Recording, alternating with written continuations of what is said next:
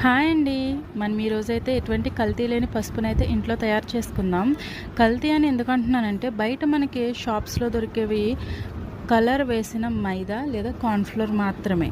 ఎందుకంటే మీరు చూడండి, ఈ పసుపు రంగు ఏ విధంగా ఉందో, మనకి బయట మార్కెట్‌లో దొరికే పసుపు రంగు ఏ విధంగా ఉంటుందో, దానికైతే సంక్రాంతి ముగ్గులో మనం వేసుకునే పసుపు రంగుకి, కూరల్లో మనం వేసుకునే పసుపు రంగుకి, లేదా ఫుడ్ కలర్ అని చెప్పేసి మనము కలర్ తెచ్చుకుంటాం కదండీ!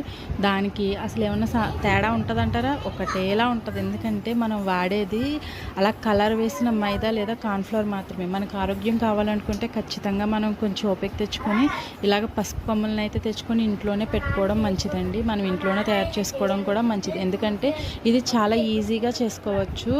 దీనికి 10 నిమిషాల సమయం కూడా పట్టదండి. అర కేజీ పసుపు కొమ్ములు అయితే రూ. 65 పడుతున్నాయి. ఖచ్చితంగా మీరైతే ఇంట్లోనే ట్రై చేయండి. మనం బయట కొనుక్కునే పసుపు కన్నా చిటికెడు వేసుకుని